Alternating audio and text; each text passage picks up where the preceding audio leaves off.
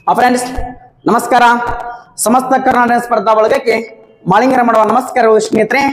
So ಇಂದಿನ Karnataka coaching centre ಅಡಿಯಲ್ಲಿ ನಡೆಯುತ್ತಿರುವಂತಹ online ತರಗತಿಗೆ ಸ್ವಾಗತ ಸುಸ್ವಾಗತ ಸ್ನೇಹಿತರೆ.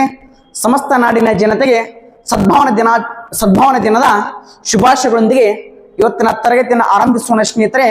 ಸೊ ಇದು ಏನಪ್ಪಾ ಅಂತಂದ್ರೆ ಇಂದಿನ RPF ಪ್ರಶ್ನೆ ಪತ್ರಿಕೆಗಳ ಮುಂದುವರೆದ ಭಾಗವಾಗಿದೆ ಸ್ನೇಹಿತರೆ. ಬಹಳ ಸಮಯ ವ್ಯರ್ಥ ಮಾಡೋದು ಬೇಡ. ಸೊ ನೇರವಾಗಿ ಏನಪ್ಪಾ ಅಂದ್ರೆ ಪ್ರಶ್ನೆಗೆ ಬರೋಣ ಸ್ನೇಹಿತರೆ. ಸೊ ಮೊದಲ ಪ್ರಶ್ನೆ ಹೇಗಿದೆಪ್ಪ ಅಂತಂದ್ರ ಇವತ್ತು ನಾವು ಬಿಡಿಸುವಂತ ಎಲ್ಲಾ ಪ್ರಶ್ನೆಗಳು ಏನಾಗಿದ್ದಪ್ಪ ಅಂತಂದ್ರೆ ಹಿಂದೆ ನಡೆದಿರುವಂತಹ RPF ಪ್ರಶ್ನೆ ಪತ್ರಿಕೆಗಳ ಪ್ರಿವಿಯಸ್ ಕ್ವಶನ್ ಪೇಪರ್ ಆಗಿದ್ದ ಸ್ನೇಹಿತರೆ. ಸೊ ಈ ಕಾರಣಕ್ಕಾಗಿ ಏನಪ್ಪಾ ಅಂದ್ರ ಸರಿಯಾಗಿ ಕ್ಲಾಸ್ ಕೇಳ್ರಿ, ಜೊತೆಗೆ ಏನಪ್ಪಾ ಅಂದ್ರ ನೋಟ್ಸ್ ಅನ್ನ ಮಾಡ್ಕೊಳ್ರಿ. ಓಕೆನಾ? ಹಾಗಾದ್ರೆ ಮೊದಲ ಪ್ರಶ್ನೆ ಬನ್ರಿ.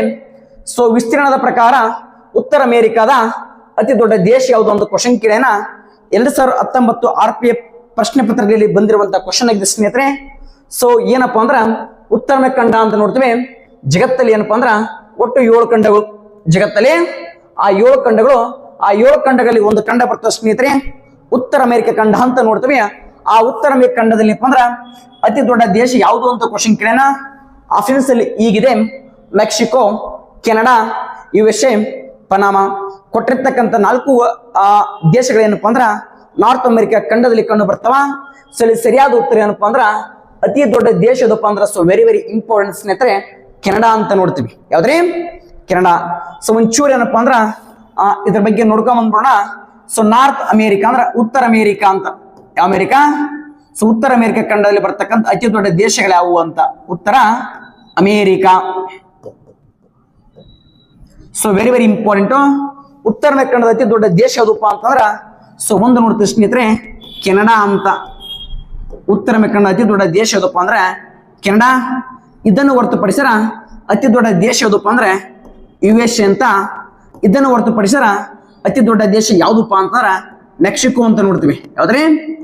ಮೆಕ್ಸಿಕೋ. So very important. ಇವು ಏನಪ್ಪಾ ಅಂದ್ರ ವಿಸ್ತೀರ್ಣದಲ್ಲಿ ಅತಿ ದೊಡ್ಡ ದೇಶಗಳಾದ್ರ ಮತ್ತ ಮುಂಬರುವ ದಿನಮಾನದಲ್ಲಿ ಹಿಂಗೂ ಕ್ವಶನ್ ಕೇಳಬಹುದು. ವಿಸ್ತೀರ್ಣ ಅತಿ ದೊಡ್ಡ ದೇಶ ಕೆನಡಾ ಆದ್ರ ಅದೇ ಉತ್ತರ ಅಮೆರಿಕದಲ್ಲಿ ಜನಸಂಖ್ಯೆ ಅತಿ ದೊಡ್ಡ ದೇಶ ಯಾವುದು ಅಂತ ಕೂಡ ಕ್ವಶನ್ ಕೇಳಬಹುದು. ಹಾಗಾದ್ರೆ ನೋಡ್ಕೊಂಡ್ ಬಂದ್ಬಿಡೋಣ. ಇದು ಏನಪ್ಪಾ ಅಂದ್ರ ವಿಸ್ತೀರ್ಣದಲ್ಲಿ, ಇದೇನಪ್ಪಾ ಅಂದ್ರ ಏರಿಯಾದಲ್ಲಿ. ಇದು ಏರಿಯಾದಲ್ಲಿ ಆದ್ರ ಏರಿಯಾ ಅಂದ್ರೆ ವಿಸ್ತೀರ್ಣ. ಓಕೆ, ನೆಕ್ಸ್ಟ್ ಏನ್ ನೋಡೋಣಪ್ಪ ಅಂದ್ರ ಈಗ ಜನಸಂಖ್ಯೆಯಲ್ಲಿ ಉತ್ತರ ಅಮೆರಿಕದಲ್ಲಿ ಬರ್ತಕ್ಕಂಥ ಜನಸಂಖ್ಯೆಯಲ್ಲಿ ಅತ್ಯಧಿಕ ಜನಸಂಖ್ಯೆ ಕಂಡು ಬರ್ತಕ್ಕಂಥ ದೇಶ ಯಾವ್ದಪ್ಪ ಅಂದ್ರೆ ಅಮೇರಿಕಾ. ಸೊ 2 ಯಾವ್ದಪ್ಪ ಅಂದ್ರೆ ಮೆಕ್ಸಿಕೋ. ಸೊ 3 ಯಾವ್ದಪ್ಪ ಅಂತಂದ್ರ ಕೆನಡಾ ಅಂತ. 3 ಯಾವ್ದ್ರೆ? ಕೆನಡಾ. Very important. ಇವೆಲ್ಲ ರಾಷ್ಟ್ರಗಳು ಸೊ ಉತ್ತರ ಅಮೆರಿಕದಲ್ಲಿ ವಿಸ್ತೀರ್ಣದಲ್ಲಿ ಆದ್ರ ಜನಸಂಖ್ಯೆ ಯಾವ್ದಪ್ಪ ಅಂದ್ರೆ ಅಮೇರಿಕಾ, ಮೆಕ್ಸಿಕೋ, ಕೆನಡಾ ಅಂತ ಗೊತ್ತಿರಬೇಕು. ಹಾಗಾದ್ರೆ ಮತ್ತೊಂದು ಕ್ವಶನ್ ಕೇಳ್ಬೋದಲ್ಲ, ಏನಂತ ಕೇಳ್ಬೋದು? ಉತ್ತರ ಅಮೆರಿಕದ ಅತಿ ದೊಡ್ಡ ದೇಶ ಯಾವ್ದು ಅಂತ ಕ್ವಶನ್ ಕೇಳೋಣ. ಮತ್ ಮುಂಬರುವ ದಿನಮಾನದಲ್ಲಿ ಉತ್ತರ ಅಮೆರಿಕ ಖಂಡದಲ್ಲಿ ಬರ್ತಕ್ಕಂಥ ಅತ್ಯಂತ ಚಿಕ್ಕ ದೇಶ ಯಾವುದು ಅಂತ ಕೇಳ್ಬೋದಲ್ಲ. ಹಾಗಾದ್ರೆ ಯಾವ್ದಪ್ಪ ಅಂದ್ರ ಸೆಂಟ್ ಕಿಟ್ಸ್ ನಿವಿಸ್ ಅಂತ ಬರ್ತಾ. Saint Kitts Nevis. So Nevis ಏನಪ್ಪಾ ಅಂದ್ರ ಉತ್ತರ ಅಮೆರಿಕ ಖಂಡದ ವಿಸ್ತೀರ್ಣದಲ್ಲಿ ಅತ್ಯಂತ ಚಿಕ್ಕದಾದ ದೇಶ. ಅದೇ ತರನಾಗಿ ಅತ್ಯಧಿಕ ಜನಸಂಖ್ಯೆ ಅಮೆರಿಕ ಇದ್ರ ಅದೇ ಉತ್ತರ ಅಮೆರಿಕ ಖಂಡದಲ್ಲಿ ಅತಿ ಕಡಿಮೆ ಜನಸಂಖ್ಯೆ ಹೊಂದಿರುವಂತ ರಾಷ್ಟ್ರ ಅಂತ ಯಾವ್ದು ಅಂತ ಕೇಳಬಹುದಲ್ಲ. ಸೊ ಇದೇ ಉತ್ತರ ಸ್ನೇಹಿತರೆ ಯಾವ್ದಪ್ಪ ಅಂದ್ರ ಸೆಂಟ್ ಕಿಟ್ಸ್ ನಿವಿಸ್ ಅಂತ. ಅರ್ಥಾತ್ ಉತ್ತರ ಅಮೆರಿಕ ಖಂಡದ ಅತಿ ದೊಡ್ಡ ದೇಶ ವಿಸ್ತೀರ್ಣದಲ್ಲಿ ಕೆನಡಾ ಆದ್ರ ಜನಸಂಖ್ಯೆಯಲ್ಲಿ ಅಮೆರಿಕ. ಅದೇ ತರನಾಗಿ ಅತಿ ಚಿಕ್ಕ ದೇಶ ಮತ್ತು ಅತಿ ಕಡಿಮೆ ಜನಸಂಖ್ಯೆ ಹೊಂದಿರುವಂತ ಉತ್ತರ ಅಮೆರಿಕ ಖಂಡದ ದೇಶ ಯಾವ್ದಪ್ಪ ಅಂದ್ರೆ ಸೆಂಟ್ ಕಿಟ್ಸ್ ನಿವಿಸ್ ಅಂತ. ಅರ್ಥ ಆಯ್ತು ಅಂತ ಅಂದ್ಕೊಳ್ತೀನಿ. ಇದರ ಜೊತೆಗೆ ಒಂದ್ ಚೂರು ಏನ್ ನೋಡೋಣಪ್ಪ ಅಂತಂದ್ರೆ ಬೇರೆ ಖಂಡದಲ್ಲಿ ಕಂಡು ಬರ್ತಕ್ಕಂಥ ರಾಷ್ಟ್ರಗಳು ಯಾವಪ್ಪ ಅಂತೇಳಿ ಒಂಚೂರು ಸೊ ಈಗ ನೋಡ್ಕೊಂಡ್ಬಿಡೋಣ. ಇದು ಏನಪ್ಪಾ ಅಂದ್ರ ಉತ್ತರ ಅಮೆರಿಕ ಆಯ್ತು. ಸೊ ಈಗ ಏನ್ ಮಾಡೋಣಪ್ಪ ಅಂತಂದ್ರ ದಕ್ಷಿಣ ಅಮೆರಿಕ. ಯಾವ ಅಮೆರಿಕ? ಸೊ ಈಗ ದಕ್ಷಿಣ ಅಮೆರಿಕ ಅಂತೇಳಿ ಸೊ ನೋಡೋಣ. ಓಕೆನಾ? Okay, very important. ಈಗೇನಪ್ಪ ಅಂದ್ರ ದಕ್ಷಿಣ ಅಮೆರಿಕ. Very important. ಈ ದಕ್ಷಿಣ ಅಮೆರಿಕದಲ್ಲಿ ಏನಪ್ಪಾ ಅಂದ್ರ ಅತಿ ದೊಡ್ಡ ದೇಶ ಯಾವುದು? ಅತಿ ದೊಡ್ಡ ದೇಶ ಯಾವ್ದಪ್ಪ ಅಂದ್ರ ಬ್ರೆಜಿಲ್ ಅಂತ. ದೊಡ್ಡ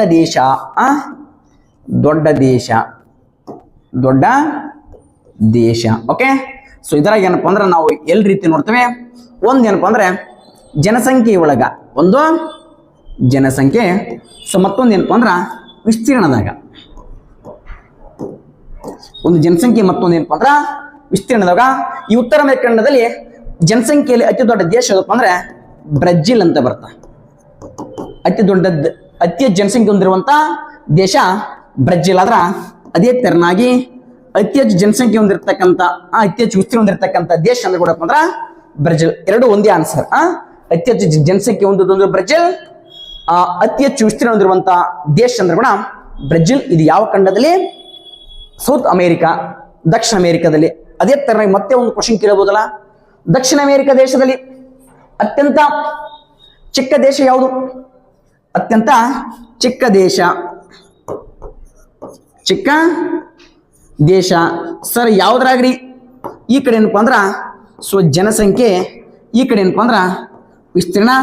ಸೊ ಎರಡಕ್ಕೆ ಏನಪ್ಪ ಅಂದ್ರ ಒಂದೇ ಆನ್ಸರ್ ಬರ್ತದೆ ಸ್ನೇಹಿತರೆ, ಸೂರಿನಾಮ್ ಅಂತ. ಯಾವ ನಾಮ? ಸೂರಿನಾಮ್. ಸೂರಿನಾಮ್ ಎಂಬುದು ಏನಪ್ಪಾ ಅಂದ್ರ ದಕ್ಷಿಣ ಅಮೆರಿಕದಲ್ಲಿ ಕಂಡು ಬರ್ತಕ್ಕಂಥ ಅತ್ಯಂತ ಚಿಕ್ಕ ರಾಷ್ಟ್ರ. ಯಾವ್ದ್ರಲ್ಲಿ? ಜನಸಂಖ್ಯೆಯಲ್ಲಿ ಅಂದ್ರೆ ಸೂರಿನಾಮನ ಬರ್ತಾ, ವಿಸ್ತೀರ್ಣದಲ್ಲಿ ಅಂದ್ರೆ ಕೂಡ ಸೂರಿನಾಮ್. ಅರ್ಥ ಆಯ್ತಾ? ಹಾಗಾದ್ರೆ ಒಂಚೂರು ಏನಪ್ಪಾ ಅಂದ್ರ ಇನ್ನು ಆಫ್ರಿಕಾ ಖಂಡಕ್ಕೆ ಬರೋಣ. ಯಾವ ಖಂಡ? ಆಫ್ರಿಕಾ ಖಂಡ. ಈ ಆಫ್ರಿಕಾ ಖಂಡದಲ್ಲಿ, ಆಫ್ರಿಕಾ ಖಂಡ ಓಕೆ, ಈ ಆಫ್ರಿಕಾ ಖಂಡದಲ್ಲಿ ಏನಪ್ಪಾ ಅಂದ್ರ ಅತ್ಯಂತ ದೊಡ್ಡ ದೇಶ ಯಾವುದು? ಅತ್ಯಂತ ದೊಡ್ಡ ದೇಶ, ದೊಡ್ಡ ದೇಶ ಅಂತ ನೋಡ್ತೀವಿ ಸರ್. ಯಾವ್ದ್ರಾಗಪ್ಪ ಅಂತನ ಇಲ್ಲಿ ಕೂಡ ಸೇಮ್ ಬರ್ತದೆ ಸ್ನೇಹಿತರೆ. ಒಂದೇನಪ್ಪ ಅಂದ್ರ ಫಸ್ಟ್ ಏನಪ್ಪ ಅಂದ್ರ ವಿಸ್ತೀರ್ಣದೊಳಗ, ವಿಸ್ತೀರ್ಣ. ಈ ಕಡೆ ಏನಪ್ಪ ಅಂದ್ರ ಜನಸಂಖ್ಯೆ ಇಲ್ಲಿ. ಓಕೆ, ಹಾಗಾದ್ರೆ ಈ ಕಡೆ ವಿಸ್ತೀರ್ಣ, ಈ ಕಡೆ ಜನಸಂಖ್ಯೆ. ಆಫ್ರಿಕಾ ಖಂಡದಲ್ಲಿ ಅತಿ ದೊಡ್ಡ ದೇಶ ಯಾವ್ದಪ್ಪ ಅಂತಂದ್ರ ವೆರಿ ವೆರಿ ಇಂಪಾರ್ಟೆಂಟ್, ಅಲ್ಜೀರಿಯಾ ಅಂತ ಒಂದು ದೇಶ ಕಂಡು ಬರ್ತಾ. ಯಾವ್ದ್ರಿ? ಅಲ್ಜೀರಿಯಾ. ಅಲ್ಜೀರಿಯಾ ಎಂಬುದೇನಪ್ಪ ಅಂದ್ರ ಆಫ್ರಿಕಾ ಖಂಡದಲ್ಲಿ ಕಂಡು ಬರ್ತಕ್ಕಂಥ ಅತಿ ದೊಡ್ಡ ವಿಸ್ತೀರ್ಣದ ದೇಶ ಆಗೈತೆ. ಅದೇ ತರನಾಗಿ ಏನಪ್ಪ ಅಂದ್ರ ಜನಸಂಖ್ಯೆಯಲ್ಲಿ ನೈಜೀರಿಯಾ ಅಂತ ನೋಡ್ತೀವಿ. ಜನಸಂಖ್ಯೆಯಲ್ಲಿ ಯಾವ್ದ್ರಿ? ನೈಜೀರಿಯಾ. ಹಾಗಾದ್ರೆ ಇನ್ನೊಂದು ಗೊತ್ತಿರಬೇಕು, ಅತಿ ಕಡಿಮೆ ಜನಸಂಖ್ಯೆ ಹೊಂದಿರುವಂತ ರಾಷ್ಟ್ರ ಮತ್ತು ಅತಿ ಕಡಿಮೆ ವಿಸ್ತೀರ್ಣ ಹೊಂದಿರತಕ್ಕಂಥ ರಾಷ್ಟ್ರ ಏನಪ್ಪ ಅಂದ್ರ ಎರಡು ಸೇರಿ ಒಂದೇ ಬರ್ತಾ. ಅದು ಯಾವ್ದಪ್ಪ ಅಂತಂದ್ರ very very very important, Seychelles ದ್ವೀಪಗಳಂತ. ಸೆಷಲ್ಸ್ ದ್ವೀಪಗಳೇನಪ್ಪ ಅಂದ್ರ ಆಫ್ರಿಕಾ ಖಂಡದಲ್ಲಿ ಕಂಡು ಬರ್ತಕ್ಕಂಥ ಅತ್ಯಂತ ಚಿಕ್ಕ ದೇಶ, ಅತ್ಯಂತ ಚಿಕ್ಕ ದೇಶ ಅಥವಾ ಚಿಕ್ಕ ದೇಶ ಜನಸಂಖ್ಯೆ ಜೊತೆಗೆ ಏನಪ್ಪ ಅಂದ್ರ ವಿಸ್ತೀರ್ಣದಲ್ಲಿ. ಹಾಗಾದ್ರೆ ಒಂಚೂರು ಏನಪ್ಪ ಅಂದ್ರ ನಾವೀಗ ಏನ್ ಮಾಡೋಣಪ್ಪ ಅಂದ್ರ ಯಾವ್ದೀಗ ಯುರೋಪ್ ಖಂಡ ಇಟ್ಟು ನೋಡ್ಕೊಂಬಂದ್ಬಿಡೋಣ. ಯಾವ್ದ್ರಿ? ಯುರೋಪ್ ಖಂಡ. ಯುರೋಪ್ ಖಂಡದಲ್ಲಿ ಕಂಡು ಬರ್ತಕ್ಕಂಥ ಅತ್ಯಂತ ದೊಡ್ಡ ದೇಶ ಯಾವುದು? ಓಕೆ, ಯುರೋಪ್ ಖಂಡ, Europe. Very very important. First ಏನಪ್ಪ ಅಂದ್ರ ದೊಡ್ಡ ದೇಶ, ದೊಡ್ಡ ದೇಶ. Yes, very very important. ಈ ಕಡೆ ಏನಪ್ಪ ಅಂದ್ರ ಜನಸಂಖ್ಯೆ, ಈ ಕಡೆ ವಿಸ್ತೀರ್ಣ ಅಂತ ನೋಡ್ತೀವಿ ಸರ್. ಯುರೋಪ್ ಖಂಡದಲ್ಲಿ ಅತಿ ಹೆಚ್ಚು ಜನಸಂಖ್ಯೆ ಹೊಂದಿರತಕ್ಕಂಥ ರಾಷ್ಟ್ರ ಯಾವ್ದಪ್ಪ ಅಂದ್ರೆ ರಷ್ಯಾ ಅಂತ ನೋಡ್ತೀವಿ. ಯಾವ್ದ್ರಿ? ರಷ್ಯಾ. ಯಾವ್ದ್ರೊಳಗ? ಜನಸಂಖ್ಯೆ ಒಳಗ. ಸರ್ ರಷ್ಯಾನ ಹೊರತುಪಡಿಸಿದ ಯಾವ್ರಿ ಸರ್? ಟರ್ಕಿ ಅಂತ ಬರುತ್ತಾ. ರಷ್ಯಾನ ಹೊರತುಪಡಿಸಿರ ಟರ್ಕಿ. ಸರ್ ಟರ್ಕಿಯನ್ನು ಹೊರತುಪಡಿಸಿರ ಜರ್ಮನಿ ಅಂತ. ಯಾವ್ದ್ರಿ? ಜರ್ಮನಿ. ಅದೇ ತರನಾಗಿ ಏನಪ್ಪಾ ಅಂದ್ರ ವಿಸ್ತೀರ್ಣದಲ್ಲಿ ಯಾವ್ದ್ರಿ ಸರ್? ರಷ್ಯಾ. ವಿಸ್ತೀರ್ಣದಲ್ಲಿ ರಷ್ಯಾ. ಎರಡನೇದು ಯಾವ್ದಪ್ಪ ಅಂದ್ರೆ ಉಕ್ರೇನ್, ಎರಡನೇದು ಉಕ್ರೇನ. ಮೂರನೇದು ಯಾವ್ದಪ್ಪ ಅಂದ್ರ ಫ್ರಾನ್ಸ್ ಅಂತ. ಯಾವ್ದ್ರಿ? ಫ್ರಾನ್ಸ್. ಓಕೆ, ಇವು ಮೂರು ಏನಪ್ಪಾ ಅಂದ್ರ ದೊಡ್ಡ ದೇಶಗಳು ಜನಸಂಖ್ಯೆ ಇಲ್ಲದ್ರ ಇವು ಮೂರು ಏನಪ್ಪಾ ಅಂದ್ರೆ ವಿಸ್ತೀರ್ಣದಲ್ಲಿ ದೊಡ್ಡ ದೇಶಗಳು. ಹಾಗಾದ್ರೆ ಮತ್ತೊಂದು ಬಹಳ ಸಲ ಕ್ವಶನ್ ಕೇಳೇನ, ಜಗತ್ತಿನಲ್ಲಿ ಅತ್ಯಂತ ಚಿಕ್ಕ ದೇಶ ಯಾವುದು? ಇದರ ಜೊತೆಗೆ ಏನಪ್ಪಾ ಅಂದ್ರ ಜಗತ್ತಿನಲ್ಲಿ ಅತಿ ಕಡಿಮೆ ಜನಸಂಖ್ಯೆ ಹೊಂದಿರತಕ್ಕಂಥ ದೇಶ ಯಾವ್ದಪ್ಪ ಅಂದ್ರ ವ್ಯಾಟಿಕನ್ ಸಿಟಿ ಅಂತ ಕಂಡು ಬರ್ತಾ. ಯಾವ ಸಿಟಿ? Vatican city. ಇದು ಏನಪ್ಪಾ ಅಂದ್ರ ಯುರೋಪ್ ಖಂಡದಲ್ಲಿ ಕಂಡು ಬರ್ತಕ್ಕಂಥ Vatican city. Okay, very important. Vatican city ಎಂಬುದು ಏನಪ್ಪಾ ಅಂದ್ರ ಜಗತ್ತಿನ ಅತ್ಯಂತ ಚಿಕ್ಕ ದೇಶ ಎನ್ನುವುದು, ಜಗತ್ತಿನಲ್ಲಿ ಅತಿ ಕಡಿಮೆ ಜನಸಂಖ್ಯೆ ಇರುವಂತಹ ದೇಶ ಎನ್ನುವುದು, ಯುರೋಪ್ ಖಂಡದಲ್ಲಿ ಕಂಡು ಬರ್ತಕ್ಕಂಥ ಚಿಕ್ಕ ದೇಶ ವಿಸ್ತೀರ್ಣ ಮತ್ತು ಜನಸಂಖ್ಯೆಯಲ್ಲಿ ಏನಪ್ಪಾ ಅಂದ್ರ ಅದೇನ್ ನೋಡ್ತೀವಿ. ಇನ್ನ ಕೊನೆಯದಾಗಿ ಏನಪ್ಪಾ ಅಂದ್ರ ನಮ್ಮ ಖಂಡ ಏಷ್ಯಾ ಖಂಡ ಅಂತ ನೋಡ್ತೀವಿ. ಯಾವ ಖಂಡ? So very important. So Asia ಖಂಡದಲ್ಲಿ ಏನಪ್ಪ ಅಂದ್ರೆ ದೊಡ್ಡ ದೇಶ ಯಾವುದ್ರಿ ಸರ? ದೊಡ್ಡ ದೇಶ. ಓಕೆ, ನಮ್ಮ ಏಷ್ಯಾ ಖಂಡದಲ್ಲಿ ಕಂಡು ಬರ್ತಕ್ಕಂಥ ದೊಡ್ಡ ದೇಶ ಏನಪ್ಪ ಅಂದ್ರೆ, ಸೊ ಇಲ್ಲಿ ಕೂಡ ಎರಡು ನೋಡ್ತೀವಿ ಸ್ನೇಹಿತರೆ. ಒಂದು ಏನಪ್ಪ ಅಂದ್ರೆ ಪಾಪ್ಯುಲೇಷನ್ ಅಂತ. ಪಾಪ್ಯುಲೇಷನ್ ಅಂದ್ರೆ ಜನಸಂಖ್ಯೆ. ಇನ್ನೊಂದು ಏನಪ್ಪ ಅಂದ್ರೆ ಟೆರಿಟರಿ ಅಥವಾ ಏರಿಯಾ ಅಂದಂಗ, ವಿಸ್ತೀರ್ಣ ಅಂದಂಗ. ಓಕೆ, ಹಾಗಾದ್ರೆ ಸರ ಇಡೀ ಏಷ್ಯಾ ಖಂಡದಲ್ಲಿ ಅಷ್ಟಲ್ಲ, ಇಡೀ ಜಗತ್ತಿನಲ್ಲಿ ಅತಿ ಹೆಚ್ಚು ಜನಸಂಖ್ಯೆ ಹೊಂದಿರತಕ್ಕಂಥ ರಾಷ್ಟ್ರ ಯಾವ್ದಪ್ಪ ಅಂದ್ರೆ ಅದು ನಮ್ಮ ದೇಶ ಭಾರತ. ಸೊ ಸೆಕೆಂಡ್ ಯಾವುದಪ್ಪ ಅಂದ್ರೆ ಏಷ್ಯಾ ಖಂಡದೊಳಗೆ ಚೀನಾ. ಥರ್ಡ್ ಯಾವುದಪ್ಪ ಅಂದ್ರೆ ಪಾಕಿಸ್ತಾನ. ಯಾವ್ದ್ರಿ? ಪಾಕಿಸ್ತಾನ. ಅದೇ ತರನಾಗಿ ನಮ್ಮ ಏಷ್ಯಾ ಖಂಡದಲ್ಲಿ ಅತಿ ದೊಡ್ಡ ಸೊ ದೇಶ ಯಾವುದಪ್ಪ ಅಂದ್ರೆ ರಷ್ಯಾ ಅಂತ ನೋಡ್ತೀವಿ. ರಷ್ಯಾನ ಏನಪ್ಪ ಅಂದ್ರೆ ಕೆಲವೊಂದ್ಸರಿ ಯುರೇಷಿಯಾ ಅಂತ ಕರಿತೀವಿ. ಯುರೋಪ್ ಮತ್ತು ಏಷ್ಯಾದಲ್ಲಿ ಎರಡರಲ್ಲಿ ಏನಪ್ಪ ಅಂದ್ರೆ ಕನ್ಸಿಡರ್ ಮಾಡ್ತೀವಿ. ಇಲ್ಲಿ ರಷ್ಯಾ ಬಂದಾಗ ಏನಪ್ಪ ಅಂದ್ರೆ ಇಲ್ಲಿ ರಷ್ಯಾ ಬರಂಗಿಲ್ಲ, ಇಲ್ಲಿ ಬಂದ್ರೆ ಅಲ್ಲಿ ಬರಂಗಿಲ್ಲ. ಅರ್ಥ ಆಯ್ತಾ? ಅದಕ್ಕೆ ಕೊಟ್ಟಿರ್ತಕ್ಕಂಥ ಆಪ್ಷನ್ಸ್ ಮೇಲೆ ಏನಪ್ಪ ಅಂದ್ರೆ ಡಿಪೆಂಡ್ ಆಗುತ್ತಾ. ಒಂದು ರಷ್ಯಾ ಅಂತ ನೋಡಿದ್ವಿ. ರಷ್ಯಾ ಬಿಟ್ರೆ ಯಾವುದಪ್ಪ ಅಂತಂದ್ರೆ ಚೀನಾ. ರಷ್ಯಾ ಬಿಟ್ರೆ ಯಾವ್ದ್ರಿ? ಸೊ ಚೀನಾ. ಸರ್ ಚೀನಾ ಬಿಟ್ರೆ ಯಾವುದಪ್ಪ ಅಂದ್ರೆ ಸೊ ನಮ್ಮ ಇಂಡಿಯಾ. ಚೀನಾ ಬಿಟ್ರೆ ಯಾವ್ದ್ರಿ? ನಮ್ಮ ಇಂಡಿಯಾ ಅಂತ. ಓಕೆನಾ? ನೋಡ್ರಿ, ಸೊ ಏಷ್ಯಾ ಖಂಡದಾಗ ಅತ್ಯಂತ ದೊಡ್ಡ ದೇಶ ಯಾವುದು ಅಂತ ಕೇಳಿದ್ರೆ ಏನಂತ ಹೇಳ್ಬೇಕಪ್ಪ ಅಂದ್ರೆ ರಷ್ಯಾ. ಒಂದು ಆಪ್ಷನ್ಸ್ ಇಲ್ಲಿ ರಷ್ಯಾ ಇರ್ಲಿಲ್ಲಪ್ಪ ಅಂದ್ರೆ ಚೀನಾ ಅಂತ ಹಾಕ್ಬೇಕಾಕತಿ. ಅರ್ಥ ಆಯ್ತಾ? ಅದರ ಕೊನೆಯದಾಗಿ ಗೊತ್ತಿರಬೇಕು, ನಮ್ಮ ಏಷ್ಯಾ ಖಂಡದೊಳಗೆ ಅತ್ಯಂತ ಚಿಕ್ಕ ದೇಶ ಜನಸಂಖ್ಯೆಯಲ್ಲಿ ಮತ್ತು ವಿಸ್ತೀರ್ಣದಲ್ಲಿ ಯಾವುದಪ್ಪ ಅಂದ್ರೆ ಮಾಲ್ಡೀವ್ಸ್ ಅಂತ ಬರ್ತಾ. ಯಾವ್ದ್ರಿ? So Maldives. So very very important. Maldives ಅಂತೇಳಿ ನೋಡ್ತೀವಿ. ಮಾಲ್ಡೀವ್ಸ್. ಸೊ ಮಾಲ್ಡೀವ್ಸ್ ವಿಶೇಷತೆ ಏನಪ್ಪ ಅಂದ್ರೆ ನಮ್ಮ ಏಷ್ಯಾ ಖಂಡದಲ್ಲಿ ಕಂಡು ಬರುವಂಥ ವಿಸ್ತೀರ್ಣ ಮತ್ತು ಜನಸಂಖ್ಯೆಯಲ್ಲಿ ಅತ್ಯಂತ ಚಿಕ್ಕ ರಾಷ್ಟ್ರ ಅಂತೇಳಿ ಸೊ ನಾವು ನೋಡ್ತೀವಿ. ಓಕೆನಾ? ಇಷ್ಟೇನಪ್ಪ ಅಂದ್ರೆ ಈ ಪ್ರಶ್ನೆಯ ವಿವರಣೆ ಆಗಿತ್ತು ಸ್ನೇಹಿತರೆ. ಸೊ ಈಗೇನಪ್ಪ ಅಂತಂದ್ರೆ ವೆರಿ ವೆರಿ ಇಂಪಾರ್ಟೆಂಟು. ಭಾರತದ ಸಂವಿಧಾನ ಸಭೆಯು ರಾಷ್ಟ್ರೀಯ ಧ್ವಜವನ್ನು ಅಳವಡಿಸಿಕೊಂಡಿದ್ದು ಯಾವಾಗ ಅಂತ ಕ್ವಶನ್ ಕೇಳ್ಯಾರ. ನ್ಯಾಷನಲ್ ಫ್ಲಾಗ್ ಏನಪ್ಪ ಅಂದ್ರೆ ನಾವು ಯಾವಾಗ ಅಳವಡಿಸಿಕೊಂಡಿವು ಅಂತೇಳಿ ಸೊ ಕ್ವಶನ್ ಆಗಿದೆ ಸ್ನೇಹಿತರೆ. So very very important. Options ಹೆಂಗಿದವಪ್ಪ ಅಂತಂದ್ರೆ November 26, 1949, August 15, 1947, July 26, 1947, July 22, 1947. It is the right answer. ಅರ್ಥತಾ? ಇದು ಸರಿಯಾದ ಉತ್ತರ ಅಂತ ನೋಡ್ತೀವಿ. ಏನ್ ಸರ್ ರಾಷ್ಟ್ರಧ್ವಜ ಅಂತ ನೋಡ್ತೀವಿ. National flag. National flag. Okay sir, ರಾಷ್ಟ್ರಧ್ವಜಕ್ಕೆ ಸಂಬಂಧಪಟ್ಟಿರ್ತಕ್ಕಂಥ ಸ್ವಲ್ಪ ಒಂಚೂರು ಏನಪ್ಪ ಅಂದ್ರೆ ನಾವು ಸ್ವಲ್ಪ ಈಗ ನೋಡ್ತಾ ಬರೋಣ ಸ್ನೇಹಿತರೆ. ಸೊ ಈ ರಾಷ್ಟ್ರಧ್ವಜವನ್ನ ಏನ್ ಮಾಡ್ತಾರಪ್ಪ ಅಂದ್ರೆ ಬಹಳ ಸಲ ಕ್ವಶನ್ ಕೇಳ್ತಾರ. ಮೊದಲ ಬಾರಿಗೆ ರಾಷ್ಟ್ರಧ್ವಜವನ್ನ ಹಾರಾಟ ಮಾಡಿರ್ತಕ್ಕಂಥ, ಧ್ವಜಾರೋಹಣ ಮಾಡಿರ್ತಕ್ಕಂಥ ಮಹಿಳೆ ಯಾರು ಅಂತ ಕ್ವಶನ್ ಕೇಳ್ತಾರ. ಮೇಡಮ್ ಬಿಕಾಜಿ ಕಾಮಾ ಅಂತ ಬರ್ತಾರ. 1906ರಲ್ಲಿ ಏನಪ್ಪ ಅಂದ್ರ ಸೊ ಕಲ್ಕತ್ತಾದಲ್ಲಿ ಏನ್ ಮಾಡ್ತಾರಪ್ಪ ಅಂದ್ರ ಒಬ್ಬ ಮಹಿಳೆ ಬರ್ತಾರ, ಮೇಡಮ್ ಬಿಕಾಜಿ ಕಾಮಾ ಅಂತ. ಮೇಡಮ್ ಬಿಕಾಜಿ ಕಾಮಾ ಬಿತ್ತಕ್ಕಂಥ ಮಹಿಳೆ ಏನ್ ಮಾಡ್ತಾರಪ್ಪ ಅಂದ್ರ ಸೊ ಮೊದಲ ಬಾರಿಗೆ ಧ್ವಜಾರೋಹಣ ಮಾಡ್ತಾಳ. ಕ್ವಶನ್ ಕೇಳ್ತಾರ. ಹಾಗಾದ್ರೆ ಮೊದಲ ಬಾರಿ ತ್ರಿವರ್ಣ ಧ್ವಜವನ್ನು ಹಾರಾಟ ಮಾಡಿರ್ತಕ್ಕಂಥ ಮೊಟ್ಟ ಮೊದಲ ಮಹಿಳೆ ಯಾರಪ್ಪ ಅಂತಂದ್ರ ಮೇಡಮ್ ಬಿಕಾಜಿ ಕಾಮಾ. 1906 ಕಲ್ಕತ್ತಾದಲ್ಲಿ. ಬಟ್ ಆದ್ರ ಈ ಮೇಡಮ್ ಬಿಕಾಜಿ ಕಾಮಾ ಹಾರಾಟ ಮಾಡಿರ್ತಕ್ಕಂಥ ತ್ರಿವರ್ಣ ಧ್ವಜ ಏನಪ್ಪ ಅಂದ್ರ ಕೇಸರಿ ಬಿಳಿ ಹಸಿರು ಆಗಿರ್ಲಿಲ್ಲ. ಅದು ಏನಪ್ಪಾ ಅಂದ್ರ 3 ಬೇರೆ ಬಣ್ಣದಿಂದ ಕೂಡಿತ್ತು. ಈಗಿರ್ತಕ್ಕಂಥ ಸಂದರ್ಭದಲ್ಲಿ ಏನಪ್ಪಾ ಅಂತಂದ್ರ ಇಷ್ಟು ಗೊತ್ತಿರಬೇಕು. ಇದಾದ ನಂತರ ಏನಪ್ಪಾ ಅಂದ್ರ ಪರಿಸುತ್ತಿರ್ತಕ್ಕಂಥ ತ್ರಿವರ್ಣ ಧ್ವಜ. ಯಾವ ಧ್ವಜ? ಟ್ರೈ ಕಲರ್ ಅಥವಾ ಸೊ ತ್ರಿವರ್ಣ ಧ್ವಜ ಅಂತ ಕರಿತೀವಿ. ತ್ರಿವರ್ಣ ಧ್ವಜ ಅಂತ ಕರಿತೀವಿ ಸ್ನೇಹಿತರೆ. ಸೊ ಇದನ್ನ ನಾವ್ ಏನ್ ಮಾಡ್ತೀವಿಪ್ಪ ಅಂದ್ರೆ 1931ರಲ್ಲಿ ಅಂದ್ರ ಇದನ್ನ ರಾಷ್ಟ್ರ ಧ್ವಜ ಅಂತೇಳಿ ಅಂಗೀಕಾರ ಮಾಡಿಕೊಳ್ಳಕ ನಾವು ಏನ್ ಮಾಡ್ತೀವಿ ಅಂದ್ರ ಒಪ್ಪಿಗೆಯನ್ನ ನಮ್ಮ ಕಾಂಗ್ರೆಸ್ ಪಕ್ಷದವ್ರು ಏನಪ್ಪಾ ಅಂದ್ರ ಒಪ್ಪಿಗೆಯನ್ನ ಪಡೆದುಕೊಳ್ತಾರೆ. 1931ರಲ್ಲಿ ತ್ರಿವರ್ಣ ಧ್ವಜದಲ್ಲಿ ಯಾವ ಬಣ್ಣ ಇದ್ದುಪ್ಪ ಅಂದ್ರ ಸೊ ಯಾವಪ್ಪ ಅಂದ್ರ ಕೇಸರಿ,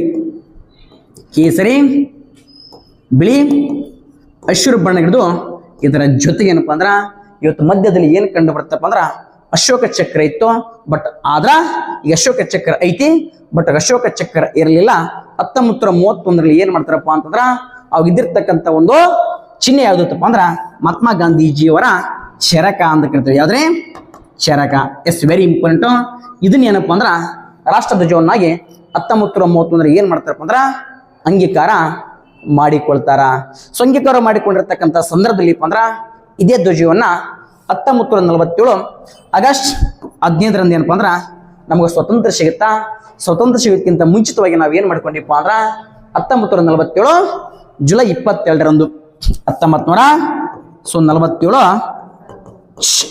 ಜುಲೈ 27ರಂದ ಇದನ್ನ ಏನಾದ್ರು ಮಾಡ್ಕೊಂತೀವಪ್ಪ ಅಂದ್ರ ನಮ್ಮ ರಾಷ್ಟ್ರ ಧ್ವಜವನ್ನಾಗಿ ಅಂಗೀಕಾರ ಮಾಡ್ತೀವಿ. ಸೊ ಈ ದಿನಾಂಕ ಏನಪ್ಪಾ ಅಂದ್ರ ವೆರಿ ವೆರಿ ಇಂಪಾರ್ಟೆಂಟ್. ಈಗ ಏನ್ ಮಾಡ್ತೀವಪ್ಪ ಅಂದ್ರ ಅಂಗೀಕಾರ ಮಾಡಿಕೊಂಡ ಮೇಲೆ ಈ ಚರಕವನ್ನು ತೆಗಿತೀವಿ.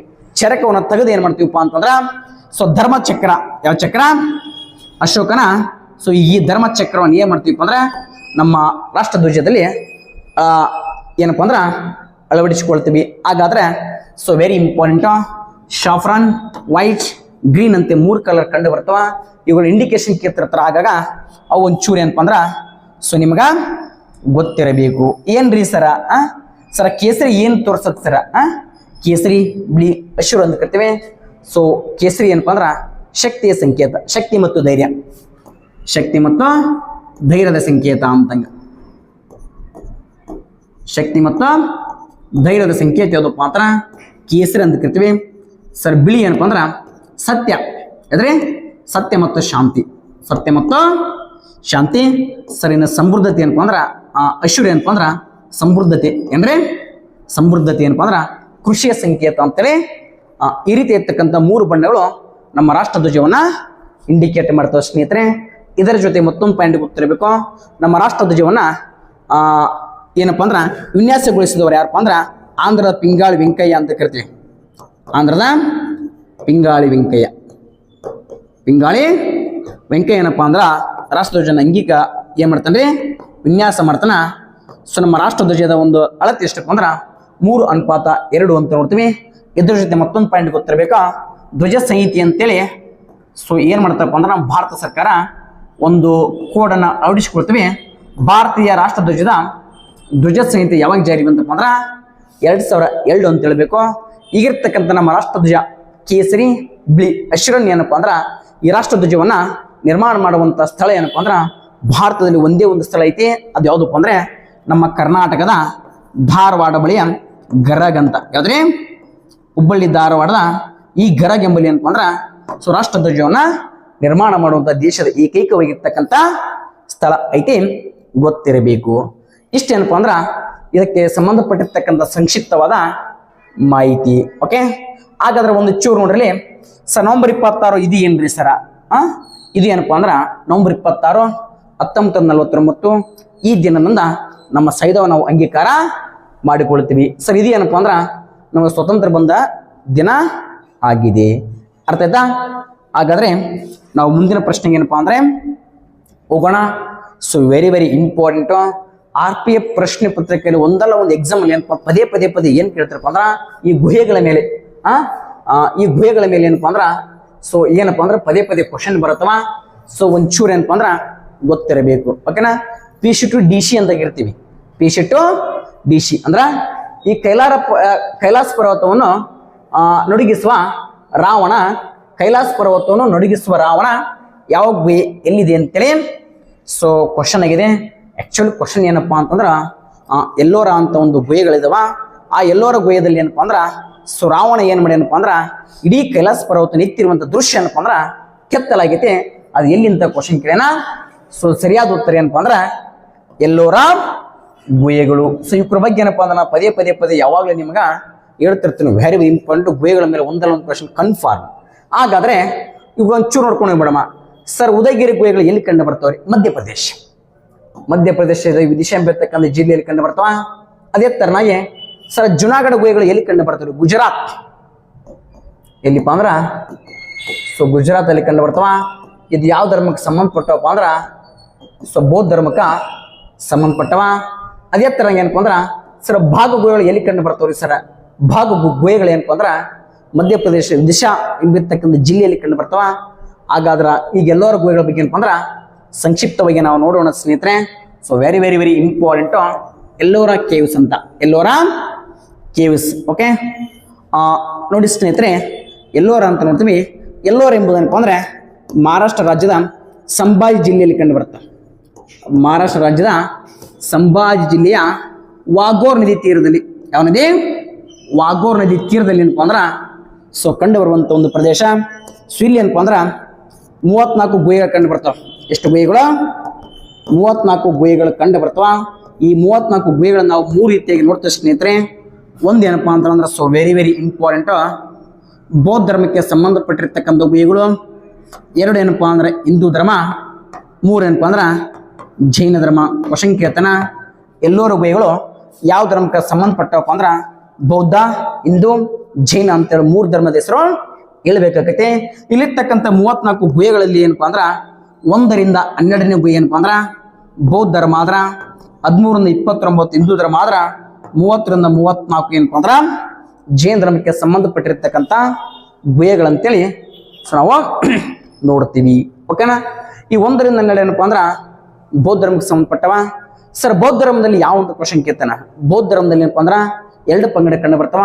ಒಂದು ಹೀನಯಾನ, ಮತ್ತೊಂದು ಏನಪ್ಪಾ ಅಂದ್ರ ಮಹಾಯಾನ. ಇದಾದ ನಂತರ ಮತ್ತೊಂದು ಪಂಥ ಕಂಡು ಬರ್ತಾ 7ನೇ ಶತಮಾನದಲ್ಲಿ ವಜ್ರಯಾನ ಅಂತ. ಯಾವ ಯಾನ? ವಜ್ರಯಾನ. ಎಸ್, ಇಲ್ಲಿ ಕಂಡು ಬಂದಿರತಕ್ಕಂಥ ಈ ಬೌದ್ಧ ಧರ್ಮದಕ್ಕೆ ಯಾವ ಪಂಥಕ್ಕೆ ಸಂಬಂಧಪಟ್ಟಪ್ಪ ಅಂದ್ರ ಮಹಾಯಾನ ಮತ್ತು ವಜ್ರಯಾನ. Okay, S. ಇದಾದ ನಂತರ ಗೊತ್ತಿರಬೇಕು ಹಿಂದೂ ಧರ್ಮದ ಈ ಗುಹೆಗಳಂತ ಕರಿತೀವಿ 13ರಿಂದ 29. ಎಸ್, ಇದಕ್ಕಿಂತ ಮುಂಚಿತ ಗೊತ್ತಿರಬೇಕು ಸರ್ ಎಲ್ಲರ ಗುಹೆಗಳನ್ನ ನಿರ್ಮಾಣ ಮಾಡಿದವರು ಯಾರು? ಸೊ ಯಾರಪ್ಪ ಅಂತಂದ್ರ ಸೊ ಒಂದು 3 ಮನೆತನ ಬರ್ತಾವ. ಒಂದು ವಾಕಟಕರು ಅಂತ ಬರ್ತಾರ, ವಾಕಟಕರು ಅಂತ ಬರ್ತಾರ. ಇನ್ನು ಮೈತ್ರಿಕರು ಅಂತ ಬರ್ತಾರ. ವಾಕಟಕರು, ಮೈತ್ರಿಕರು, ಯಾದವರು, ರಾಷ್ಟ್ರಕೂಟರು.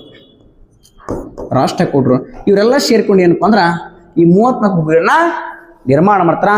ಬಹುತೇಕವಾಗಿರ್ತಕ್ಕಂಥ ಹಿಂದೂ ಗುಹೆ ನಿರ್ಮಾಣ ಮಾಡಿದವರು ಯಾರಪ್ಪ ಅಂತಂದ್ರೆ ರಾಷ್ಟ್ರಕೂಟರು. ಸೊ ಇವ್ರು ಏನ್ ಮಾಡ್ತಾರಪ್ಪ ಅಂದ್ರೆ ಜೈನ ಧರ್ಮದ ಗುಹೆಗಳನ್ನ ಯಾದವರು ನಿರ್ಮಾಣ ಮಾಡ್ತಾರ. ಎಸ್, ಇದ್ರಾಗ ಏನಪ್ಪಾ ಅಂದ್ರ ಸೊ ವೆರಿ ಇಂಪಾರ್ಟೆಂಟು ಹಿಂದೂ ಧರ್ಮದ ಗುಹೆಗಳಂತ ನೋಡ್ತೀವಿ. ಈ ಹಿಂದೂ ಧರ್ಮದ ಗುಹೆಗಳಲ್ಲಿ ಏನಪ್ಪಾ ಅಂದ್ರ ಸೊ 13ರಿಂದ 29 ಅದಾವ. ಅದ್ರಾಗ ಒಂದು ವಿಶೇಷವಾಗಿ ಗೊತ್ತಿರ್ಬೇಕು ಸ್ನೇಹಿತರೆ, 16ನೇ ಗುಹೆ. ಎಷ್ಟು ಗುಹೆ? 16ನೇ ಗುಹೆ ಅಂತ ಕರಿತೀವಿ. ಸೊ ಇದೇ ಏನಪ್ಪಾ ಅಂತಂದ್ರ ಸೊ ವೆರಿ ಇಂಪಾರ್ಟೆಂಟು ಎಲ್ಲೋರದ ಕೈಲಾಸನಾಥ ದೇವಾಲಯ. ಎಲ್ಲೋರದ ಕೈಲಾಸನಾಥ ದೇವಾಲಯ ಅಂತೇಳಿ ಸೊ ನಾವು ನೋಡ್ತೀವಿ. ಇದು ಏನಪ್ಪಾ ಅಂದ್ರ ಹಿಂದೂ ಧರ್ಮಕ್ಕೆ ಸಂಬಂಧಪಟ್ಟದ. ಹಿಂದೂ ಧರ್ಮದಲ್ಲಿ ಸರ್ ಯಾರಿಗೆ ಅರ್ಪಣೆಪ್ಪ ಅಂದ್ರ ಶೈವ ಧರ್ಮ ಶಿವನಿಗೆ ಏನಪ್ಪಾ ಅಂದ್ರ ಅರ್ಪಣೆ ಆಗೈತಿ. ಇದನ್ನ ನಿರ್ಮಾಣ ಮಾಡಿದವರು ಯಾವ ರೂಪ ಅಂತಂದ್ರ ಸೊ ರಾಷ್ಟ್ರಕೂಟರ ದೊರೆ 1ನೇ ಕೃಷ್ಣ ಅಂತ ಬರ್ತಾನ. ರಾಷ್ಟ್ರಕೂಟರ ದೊರೆ ಯಾರಪ್ಪ ಅಂದ್ರ 1ನೇ ಕೃಷ್ಣ. ಏನ್ ಮಾಡ್ತಾನಪ್ಪ ಅಂದ್ರ ಇದನ್ನ ನಿರ್ಮಾಣ ಮಾಡ್ತಾರ. ಇದು ಏನಪ್ಪಾ ಅಂದ್ರ ಏಕಶೈಲಿಯಲ್ಲಿ ನಿರ್ಮಾಣಗೊಂಡಿರ್ತಕ್ಕಂಥ ಜಗತ್ತಿನ ಅತಿ ದೊಡ್ಡ ಹಿಂದೂ ದೇವಾಲಯ. ಏಕಶೈಲಿಯಲ್ಲಿ ನಿರ್ಮಿತಗೊಂಡ ಜಗತ್ತಿನ ಅತಿ ದೊಡ್ಡ ಹಿಂದೂ ದೇವಾಲಯ. ಜಗತ್ತಿನ ಅತಿ ದೊಡ್ಡ ಗುಹಾಂತರ, ಜಗತ್ತಿನ ಅತಿ ದೊಡ್ಡ ಗುಹಾಂತರ ಅಥವಾ ಹಿಂದೂ ದೇವಾಲಯ ಯಾವುದಪ್ಪ ಅಂತಂದ್ರ ಯಾವುದೋ ಇದೇ ಎಲ್ಲೋರದ ಕೈಲಾಸನಾಥ ದೇವಾಲಯ ಅಂತ ನಾವು ನೋಡ್ತೀವಿ. ಇದು ಏಕಶಿಲೆಯಲ್ಲಿ ಏನಪ್ಪ ಅಂದ್ರ ನಿರ್ಮಿಸಲ್ಪಟ್ಟಿದೆ. ಸೊ ಇನ್ನೊಂದು ವೆರಿ ಇಂಪಾರ್ಟೆಂಟು, ಇದು ಏನಪ್ಪಾ ಅಂದ್ರ 20 ರೂಪಾಯಿ ನೋಟ್ ಮೇಲೆ ಈ ಚಿಹ್ನೆ ಕಂಡು ಬರುತ್ತೆ. ಎಷ್ಟಪ್ಪ ನೋಟು? 20 ರೂಪಾಯಿ ನೋಟ್ ಮೇಲೆ ಏನಪ್ಪಾ ಅಂದ್ರ ಸೊ ಈ ದೇವಾಲಯ ಚಿತ್ರ ಕಂಡು ಬರ್ತಾ. ಇಷ್ಟೇನಪ್ಪ ಇದಕ್ಕೆ ಸಂಬಂಧಪಟ್ಟಿರ್ತಕ್ಕಂಥ ಮಾಹಿತಿ. ಸೊ ಇನ್ನು ಮುಂದೆ ಬರ್ತಕ್ಕಂಥ ನಿರ್ಮಾಣದಲ್ಲಿ ಏನಪ್ಪಾ ಅಂದ್ರ ಮತ್ತೆ ಪ್ರಶ್ನೆ ಪತ್ರ ಇಟ್ಕೊಂಡು ಏನಪ್ಪಾ ಅಂದ್ರ ಮತ್ತೆ ಬೇರೆ ಕ್ವಶನ್ ಬಿಡಿಸುವಂತ ಪ್ರಯತ್ನ ಮಾಡೋಣ. ನೆಕ್ಸ್ಟ್ ವೆರಿ ಇಂಪಾರ್ಟೆಂಟ್, ಸ್ವತಂತ್ರ ಭಾರತದ ಮೊದಲ ರಾಷ್ಟ್ರಪತಿ ಯಾರು ಅಂತ ಕ್ವಶನ್ ಆಗೈತಿ. ಸ್ವತಂತ್ರ ಭಾರತ ಮೊದಲ ರಾಷ್ಟ್ರಪತಿ doctor Rajendra Prasad, doctor Radhakrishnan, doctor BR Ambedkar, HC Mukherjee ಅಂತ ನೋಡ್ತೀವಿ. ಸೊ ಸರಿಯಾದ ಉತ್ತರ ಏನಪ್ಪಾ ಅಂದ್ರ ರಾಜೇಂದ್ರ ಪ್ರಸಾದ್ ಅಂತ. ಭಾರತದ ಮೊದಲ ರಾಷ್ಟ್ರಪತಿ ಜೊತೆಗೆ ಏನಪ್ಪಾ ಅಂದ್ರ ಸಂವಿಧಾನ ರಚನಾ ಸಭೆಯ ಅಧ್ಯಕ್ಷನಾಗಿದ್ದ. ಅದೇ ತರನಾಗಿ ರಾಧಾಕೃಷ್ಣ ಅಂತ ಕರಿತೀವಿ. ದೇಶದ ಮೊಟ್ಟ ಮೊದಲ ಉಪರಾಷ್ಟ್ರಪತಿ ಜೊತೆಗೆ ಏನಪ್ಪಾ ಅಂದ್ರ ಎರಡನೇ ರಾಷ್ಟ್ರಪತಿ ಡಾಕ್ಟರ್ ಬಾಬಾ ಸಾಹೇಬ್ ಅಂಬೇಡ್ಕರ್ ಯಾರಪ್ಪ ಅಂದ್ರ ಸಂವಿಧಾನದ ಶಿಲ್ಪಿ ಮತ್ತು ಸ್ವತಂತ್ರ ಭಾರತದಲ್ಲಿ ಮೊಟ್ಟ ಮೊದಲು ಏನಪ್ಪ ಅಂದ್ರೆ ಕಾನೂನು ಸಚಿವ. ಯಾವ ಸಚಿವ? ಕಾನೂನು ಸಚಿವ. ಜೊತೆಗೆ ಏನಪ್ಪ ಅಂದ್ರೆ ಕರಡು ಸಮಿತಿ ಅಧ್ಯಕ್ಷನಾಗಿದ್ದ. ಯಾವ ಸಮಿತಿ? ಕರಡು ಸಮಿತಿ ಅಧ್ಯಕ್ಷ.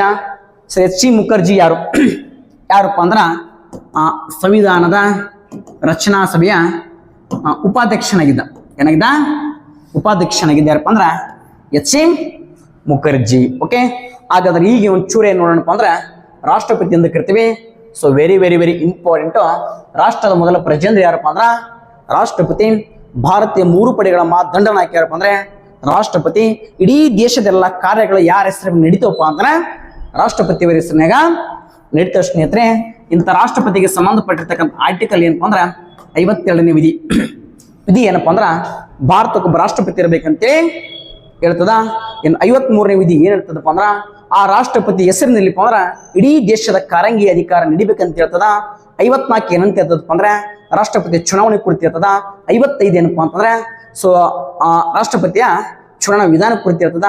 56 ಏನಪ್ಪ ಅಂದ್ರ ಅವನಿಗೆ ಅಧಿಕಾರದ ಕುರಿತು ಹೇಳ್ತದ. ಮುಂದಾಗಿ ನೋಡ್ಕೊಂತ ಹೋಗೋಣ. 52ನೇ ವಿಧಿ ಏನಪ್ಪ ಅಂದ್ರ ಭಾರತಕ್ಕೊಬ್ಬ ರಾಷ್ಟ್ರಪತಿ ಬೇಕು. ಓಕೆ, ಇದಾದ ನಂತರ 53 ಅವೆಲ್ಲ ನಿಮ್ಗೆ ಬೇಡ. ರಾಷ್ಟ್ರಪತಿಯನ್ನು ಯಾರು ಆಯ್ಕೆ ಮಾಡ್ತಾರೆ ಸರ? So very important. ಲೋಕಸಭೆ ಸದಸ್ಯರು, ರಾಜ್ಯಸಭೆ ಸದಸ್ಯರು ಪ್ಲಸ್ MLAಗಳು. ನೋಡ್ರಿ, ರಾಜ್ಯಸಭೆ ಸದಸ್ಯ, ಲೋಕಸಭೆ ಸದಸ್ಯರು, ರಾಜ್ಯಸಭೆ ಸದಸ್ಯರು, ವಿಧಾನಸಭೆಯ ಸದಸ್ಯರು. ಯಾರು ಇವರುಗಳೆಲ್ಲ? ಚುನಾಯಿತ ಸದಸ್ಯರು. ಚುನಾಯಿತ ಸದಸ್ಯರು, ಎಲೆಕ್ಟೆಡ್ ಮೆಂಬರ್ ಅಂತ. ಎಲೆಕ್ಟೆಡ್ ಮೆಂಬರ್ ಇವರೆಲ್ಲರೂ ಸೇರ್ಕೊಂಡು ಏನಪ್ಪ ಅಂದ್ರ ರಾಷ್ಟ್ರಪತಿಯನ್ನ ಆಯ್ಕೆ ಮಾಡ್ತಾರ. ಅರ್ಥ ಆಯ್ತಾ? ಹಾಗಾದ್ರೆ ಸರ್ ರಾಷ್ಟ್ರಪತಿಯವರ ಅಧಿಕಾರದ ಎಷ್ಟು ವರ್ಷ ಅಂದ್ರೆ 5 ವರ್ಷ. ಎಷ್ಟು ವರ್ಷ? 5 ವರ್ಷ ಅಂತ ನೋಡ್ತೀವಿ. ಸರ್ ರಾಷ್ಟ್ರಪತಿಯವರಿಗೆ ಇರ್ತಕ್ಕಂಥ ವೇತನ ಎಷ್ಟಪ್ಪ ಅಂದ್ರೆ ಪ್ರಸ್ತುತ 5 ಲಕ್ಷ. ಭಾರತದ ಸಂಚಿತ ನಿಧಿಯಿಂದ ಇವರ ವೇತನವನ್ನು ಏನಪ್ಪ ಅಂದ್ರೆ ನಿಗದಿ ಮಾಡ್ತೇವೆ. ಸರ್ ಇವರಿಗೆ ಪ್ರಮಾಣ ವಚನ ಆರ್ಟಿಕಲ್ 60. ಆರ್ಟಿಕಲ್ 60 ಸರ್ ಪ್ರಮಾಣ ವಚನ ಅಂತ. ಯಾವ ವಚನ? ಪ್ರಮಾಣ ವಚನ. ರಾಷ್ಟ್ರಪತಿಯವರಿಗೆ ಪ್ರಮಾಣ ವಚನ ಬೋಧಿಸೋರು ಯಾರಪ್ಪ ಅಂದ್ರೆ ಉಪರಾಷ್ಟ್ರಪತಿ ಅಂತ. ಯಾವ ರಾಷ್ಟ್ರಪತಿ? ಉಪರಾಷ್ಟ್ರಪತಿ ಅಂತ ನೋಡ್ತೀವಿ. ಇದಾದ್ಮೇಲೆ ಎಷ್ಟು ವೆರಿ ಇಂಪಾರ್ಟೆಂಟು 61ನೇ ಆರ್ಟಿಕಲ್ ಏನಪ್ಪ ಅಂದ್ರೆ ಮಹಾಭಿಯೋಗ ಅಂತ ಕರಿತೀವಿ. ಏನ್ರಿ ಸರ ಮಹಾಭಿಯೋಗಪ್ಪ ಅಂತಂದ್ರ ರಾಷ್ಟ್ರಪತಿಯನ್ನ ತೆಗೆದುಹಾಕುವಂತ ಅಧಿಕಾರ ಯಾವ ವಿಧಿ ಅಂತ ಕೇಳ್ತಾರ 61. ಇದಕ್ಕೆ ಇಂಗ್ಲಿಷ್ ಒಳಗೆ ಒಂದು ಪದ ಕರಿತೀವಿ ಇಂಪೀಚ್ಮೆಂಟ್ ಅಂತ. ಇಂಪೀಚ್ಮೆಂಟು. ಈ ಪದ ಕೂಡ ನಿಮ್ಗೆ ಏನಾಗಬೇಕು? ಗೊತ್ತಿರಬೇಕು. ಹಾಗಾದ್ರೆ ಒಂದು ಚೂರು ಏನ್ ಮಾಡೋಣಪ್ಪ ಅಂದ್ರೆ ರಾಷ್ಟ್ರಪತಿಗೆ ಸಂಬಂಧಪಟ್ಟಿರ್ತಕ್ಕಂಥ ನೋಡ್ಕೊಂಡ್ ಬಂದ್ಬಿಡೋಣ ಸ್ನೇಹಿತರೆ. So very very important. ಭಾರತದ ಮೊದಲ ರಾಷ್ಟ್ರಪತಿ ಯಾರಪ್ಪ ಅಂತಂದ್ರ ಸೊ ಯಾರೇ ಇವರೇ ರಾಜೇಂದ್ರ ಪ್ರಸಾದ್ ಅಂತ ನಾವು ಸೊ ನೋಡ್ತೀವಿ. ಎಸ್, ಹಾಗಾದ್ರೆ ಸೊ ಇವ್ರು ಏನಪ್ಪ ಅಂದ್ರ ದೇಶದ ಮೊಟ್ಟ ಮೊದಲ ರಾಷ್ಟ್ರಪತಿ. ಜೊತೆಗೆ ಏನಪ್ಪ ಅಂದ್ರ 2 ಬಾರಿ ರಾಷ್ಟ್ರಪತಿ ಆಗಿರ್ತಕ್ಕಂಥ ವ್ಯಕ್ತಿ ಯಾರಪ್ಪ ಅಂತಂದ್ರ ರಾಜೇಂದ್ರ ಪ್ರಸಾದ್ ಅಂತೇಳಿ ಸೊ ನಾವೇನ್ ಮಾಡ್ತೀವಪ್ಪ ಅಂತಂದ್ರ ನೋಡ್ತೀವಿ. ಅರ್ಥ ಆಯ್ತಾ? ಸೊ ಇನ್ನೊಂದು ಏನಪ್ಪ ಅಂತಂದ್ರೆ ಇಲ್ಲಿವರೆಗೂ ಅತ್ಯಂತ ದೀರ್ಘಕಾಲ ರಾಷ್ಟ್ರಪತಿ ಆದವ್ರು ಯಾರಪ್ಪ ಅಂದ್ರೆ ರಾಜೇಂದ್ರ ಪ್ರಸಾದ್ ಅಂದ್ರ 10 ವರ್ಷ ಕಾಲ ರಾಷ್ಟ್ರಪತಿ ಆಗಿದ್ದಾನೆ. 10 ವರ್ಷ ಕಾಲ ಯಾರು ಏನಪ್ಪ ರಾಷ್ಟ್ರಪತಿ ಆಗಿಲ್ಲ. ಮೊದಲ ರಾಷ್ಟ್ರಪತಿ ಏನು ಕರೆಕ್ಟು. ಜೊತೆಗೆ 2 ಬಾರಿ ಆಯ್ಕೆಯಾದ ರಾಷ್ಟ್ರಪತಿ ಒಂದು ಸರಿಯಾದ ಉತ್ತರ.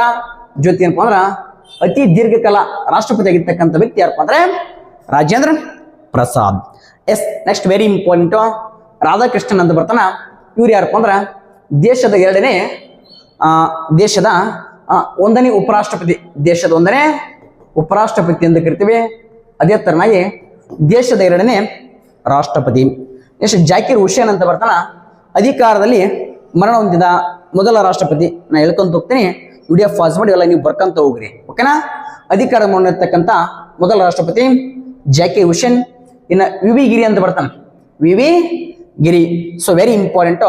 ಹಂಗಾಮಿ ರಾಷ್ಟ್ರಪತಿಯಾದ ಮೊದಲ ವ್ಯಕ್ತಿ ಯಾರಪ್ಪ ಅಂದ್ರ ವಿ ಗಿರಿ.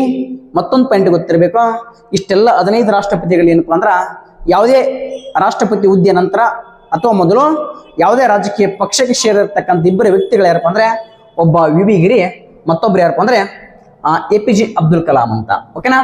ನೆಕ್ಸ್ಟ್ ಫಕ್ರುದ್ದೀನ್ ಅಲಿ ಅಹ್ಮದ್ ಅಂತ ಬರ್ತಾನ.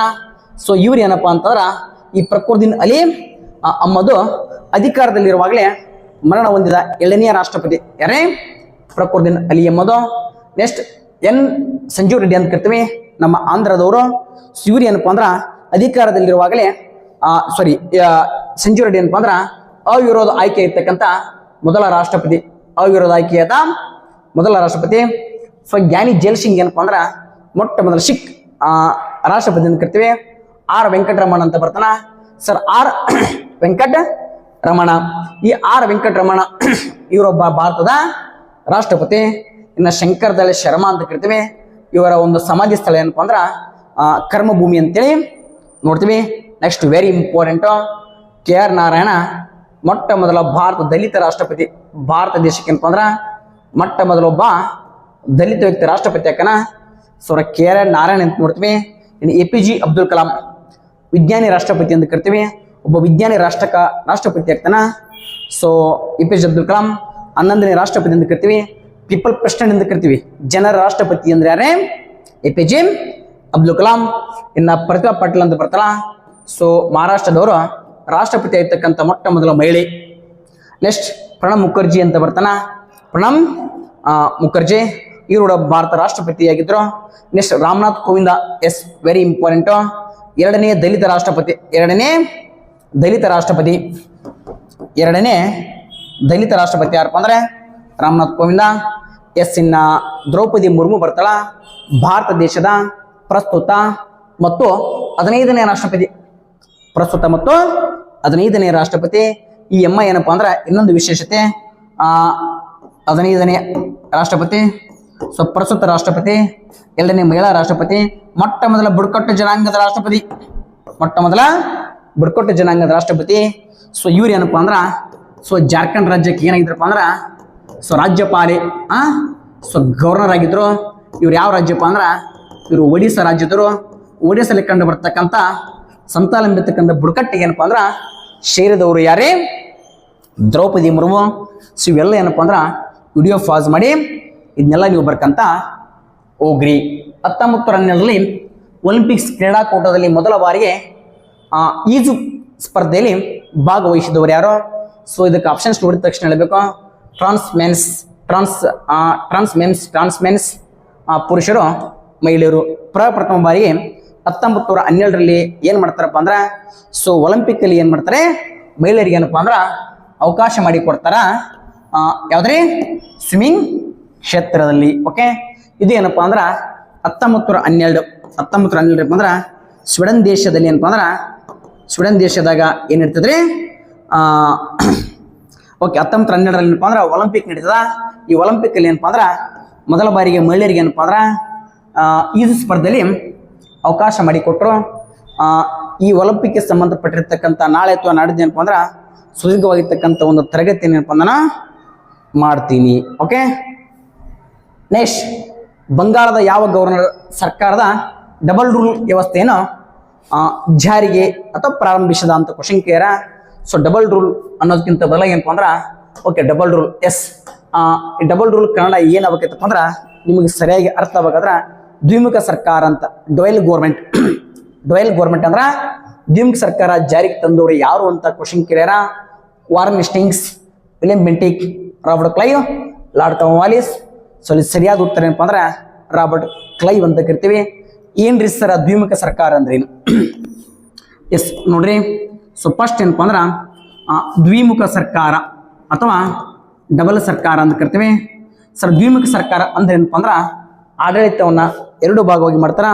ಒಂದೇನಪ್ಪಾ ಅಂದ್ರ ಸೊ ಕಂದಾಯ ಸಂಗ್ರಹಣೆ ಮಾಡಿಕೊಳ್ಳೋದು, ಒಂದೇನಪ್ಪಾ ಅಂದ್ರ ಕಂದಾಯ ಸಂಗ್ರಹಣೆ ಮಾಡೋದೊಂದು, ಮತ್ತೊಂದು ಏನಪ್ಪಾ ಅಂದ್ರ ಆಡಳಿತ ಮಾಡೋದು ಒಂದು. ಸಾಮ್ರಾಜ್ಯವನ್ನು ಏನ್ ಮಾಡ್ತಾರಪ್ಪ ಅಂದ್ರ ಒಂದು ಕಂದಾಯ ಸಂಗ್ರಹಣೆ ಮಾಡೋದು, ಮತ್ತೊಂದು ಏನಪ್ಪಾ ಅಂದ್ರ ಆಡಳಿತ ಮಾಡೋದು ಅಂತೇಳಿ ವಿಭಾಗ ಮಾಡ್ತಾರೆ. ವಿಭಾಗ ಮಾಡಿ ಏನ್ ಮಾಡ್ತಾರಪ್ಪ ಅಂದ್ರ ನಮ್ಮ ಭಾರತೀಯ ಬಂಗಾಳ ನವಾಬನಿಗೆ ಏನ್ ಕೊಡ್ತಾರಪ್ಪ ಅಂದ್ರೆ ಸೊ ಅಲ್ಲಿ ಸಂಬಂಧಪಟ್ಟಿರ್ತಕ್ಕಂಥ ಬಂಗಾಳದ ಸೊ ನವಾಬನಿಗೆ ಏನ್ ಕೊಡ್ತಾರೆ, ಆಳ್ವಿಕೆ ಮಾಡಕ ಅಲ್ಲಿ ಆಡಳಿತ ಜವಾಬ್ದಾರನ್ನ ಅವನಿಗೆ ಕೊಡ್ತಾರ. ಅವನಿಗೆ ಕೊಟ್ಟು ಏನ್ ಮಾಡ್ತಾರಪ್ಪ ಅಂದ್ರೆ ಬಂಗಾಳ, ಬಿಹಾರ್, ಒರಿಸ್ಸಾ ಭಾಗದಲ್ಲಿ ಏನಪ್ಪ ಅಂದ್ರ ದಿವಾನಿ ಅಂದ್ರ ಸೊ ಕಂದಾಯವನ್ನು ಸಂಗ್ರಹಣೆ ಮಾಡಿಕೊಳ್ಳುವಂತ ಅಧಿಕಾರವನ್ನು ಯಾರು ಇಟ್ಟುಕೊಳ್ತಾರಪ್ಪ ಅಂದ್ರೆ ಸೊ ಬ್ರಿಟಿಷರು ತಾವು ಇಟ್ಟುಕೊಳ್ತಾರ. ಇದಕ್ಕೆ ನಾವ್ ಏನಂತ ಕರಿತೀವಿ ಅಂದ್ರೆ ದ್ವಿಮುಖ ಸರ್ಕಾರ. ಎರಡು ಸರ್ಕಾರ ಎರಡು ರೀತಿಯಾಗಿ ಆಳ್ವಿಕೆ ಮಾಡ್ತಾರ. ಒಂದು ರೀತಿಯಲ್ಲಿ ಏನಪ್ಪ ಅಂದ್ರ ಸೊ ಭಾರತೀಯರು ಬರೀ ಆಳ್ವಿಕೆ ಮಾಡೋದು ಅಟ್ಟ ಅವ್ರ ಕೆಲಸ, ಬಟ್ ಕಂದಾಯ ಸಂಗ್ರಹಣೆ ಮಾಡಿಕೊಳ್ಳೋದು ಕೆಲಸ ಯಾರ್ದಪ್ಪ ಅಂದ್ರೆ ಬ್ರಿಟಿಷರದು. ಓಕೆ, ಇದಕ್ಕಿಂತ ಮುಂಚಿತವಾಗಿ ಏನಪ್ಪಾ ಅಂದ್ರ 1757 ಸೊ ಜೂನ್ 23 ಏನಕ್ಕಿತ್ತಪ್ಪ ಅಂದ್ರ ಪ್ಲಾಸ್ಟಿಕ್ ಕದನಕತೆ. ಈ ಪ್ಲಾಸ್ಟಿಕ್ ಕದನದಲ್ಲಿ ಏನಪ್ಪಾ ಅಂದ್ರೆ ಭಾರತೀಯರು ಸೋತು ಬಿಡ್ತಾರ.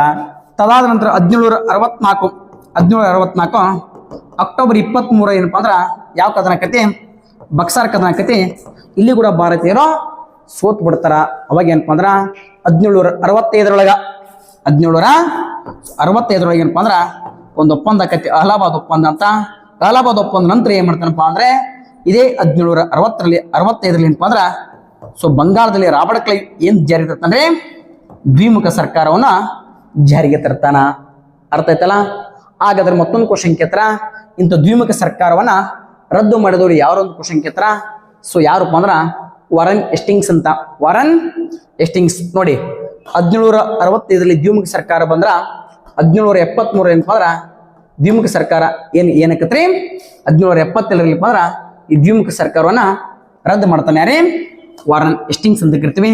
ಮತ್ತೊಂದು ಪಾಯಿಂಟ್ ಗೊತ್ತಿರ್ಬೇಕು, ಬಂಗಾಳದ ಮೊದಲ ಗವರ್ನರ್ ಯಾರಪ್ಪ ಅಂದ್ರ ರಾಬರ್ಟ್ ಕ್ಲೈವ್. ಬಂಗಾಳದ ಮೊದಲ ಗವರ್ನರ್ ಜನರಲ್ ಯಾರಪ್ಪ ಅಂದ್ರ ವಾರನ್ ಹೆಸ್ಟಿಂಗ್ಸ್. ಇನ್ನು ಬರ್ತಾನ ಲಾರ್ಡ್ ವಿಲಿಯಂ ಬೆಂಟಿಕ್ ಅಂತ. ಲಾರ್ಡ್ ವಿಲಿಯಂ ಬೆಂಟಿಕ್ ಅಂತ ಬರ್ತಾನ. ಲಾರ್ಡ್ ವಿಲಿಯಂ ಬೆಂಟಿಕ್ ಏನಪ್ಪಾ ಅಂದ್ರ ಭಾರತದ ಪ್ರಪ್ರಥಮ ಗವರ್ನರ್ ಜನರಲ್ ಅಂತೇಳಿ ನೋಡ್ತೀವಿ. ಅದೇ ತರ ಏನಪ್ಪಾ ಅಂದ್ರ ಓಕೆ. ನೆಕ್ಸ್ಟ್ ಬರ್ತಾನ ಲಾರ್ಡ್ ಕಾರ್ನ್ ವಾಲಿಸ್ ಅಂತ. ಲಾರ್ಡ್ ಕಾರ್ನ್ ವಾಲಿಸ್ ಅಂತ. ಲಾರ್ಡ್ ಕಾರ್ನ್ ವಾಲಿಸ್ ಏನಪ್ಪಾ ಅಂದ್ರೆ 3ನೇ ಆಗಲು ಮೈಸೂರು ಕದನದಲ್ಲಿ ಇರ್ತಾನ. ಇವನ ಸುಧಾರಣೆ ಇರ್ತಾನ. ಅದಕ್ಕೆ ಏನಂತ ಕರಿತೀವಿ ಅಂದ್ರೆ ಕಾರ್ನ್ ವಾಲಿಸ್ ಕೋಡ್ ಅಂತ ಕೂಡ ನಾವು ಕರಿತೀವಿ. ಅರ್ಥ ಆಯ್ತಾ? ಭಾರತೀಯ ಸಿವಿಲ್ ಸರ್ವಿಸ್ಗಳ ಪಿತಾಮಹ ಅಂತ ಯಾರನ್ನ ಕರಿತೀವಿ ಅಂದ್ರೆ ಭಾರತ ನಾಗರಿಕ ಸೇವೆಗಳ ಪಿತಾಮಹ ಅಂತ ಲಾರ್ಡ್ ಕಾರ್ನ್ ವಾಲಿಸ್ ಅನ್ನು ಕರಿತೀವಿ. ಅದೇ ತೆರನಾಗಿ ಭಾರತದಲ್ಲಿ ಪರ್ಮನೆಂಟ್ ಸೆಟಲ್ಮೆಂಟ್ ಸಿಸ್ಟಮ್ ಕಾಯಂ ಜಮೀನ್ದಾರ ಪದ್ಧತಿಯನ್ನು ಜಾರಿಗೆ ತಂದವನಂದ್ರೆ ಯಾರಪ್ಪ ಅಂದ್ರೆ ಲಾರ್ಡ್ ಕಾರ್ನ್ ವಾಲಿಸ್ ಅಂತೇಳಿ ನೋಡ್ತೀವಿ. ಓಕೆ ಎಸ್ ನೋಡಿ, ಈ ಕೆಳಗಿನಲ್ಲಿ ಯಾವುದೋ ದೇವಬಂಧು ಟ್ರೋಫಿ ಸಂಬಂಧಿಸಿದೆ. ಓಕೆನಾ? ಏನಪ್ಪಾ ಅಂದ್ರ ದೇವಬಂಧು ಅಂತ ಒಂದು ಟ್ರೋಫಿ ಐತಿ. ಈ ಟ್ರೋಫಿ ಏನಪ್ಪಾ ಅಂದ್ರೆ ಯಾವ್ದಕ್ಕೆ ಸಂಬಂಧಪಟ್ಟೈತಿ ಅಂತ ಕ್ವಶನ್ ಕೇಳ್ಯಾರ. ಇಲ್ಲಿ ಏನಪ್ಪಾ ಅಂದ್ರ ಸರಿಯಾದ ಉತ್ತರ ಅಂದ್ರೆ ಕ್ರಿಕೆಟ್ ಅಂತ. ಹಾಗಾದ್ರೆ ಕ್ರಿಕೆಟ್ಗೆ ಸಂಬಂಧಪಟ್ಟಿರ್ತಕ್ಕಂಥ ಒಂದಿಷ್ಟು ಟ್ರೋಫಿಗಳದಾವ, ನೋಡ್ಕೊಂಡು ಬಂದ್ಬಿಡ್ರಿ. Ranji trophy, Irani trophy, Ashes trophy, Asia cup, ವಿಶ್ವಕಪ್, Duleep trophy, C K. Naidu trophy, Gautam ಅಮ್ಮ trophy, G K. Birla Gavaskar trophy, champion trophy, Sharjah trophy, Bose trophy, ರಾಯ್ಟನ್ಸ್ trophy, Deodhar trophy, Rani Jhansi trophy, Ghulam Ahmed trophy, ಇಂಟರ್ಪೇಸ್ trophy, Jawaharlal Nehru trophy, Vijay Hazare trophy, Gandhi Mandela trophy ಅಂತ ನೋಡ್ತೀವಿ. ಇಷ್ಟೆಲ್ಲ ಏನಪ್ಪಾ ಅಂದ್ರ ಇವೆಲ್ಲ ಕ್ರಿಕೆಟ್ಗೆ ಸಂಬಂಧಪಟ್ಟಿರ್ತಕ್ಕಂಥ ಟ್ರೋಫಿಗಳು.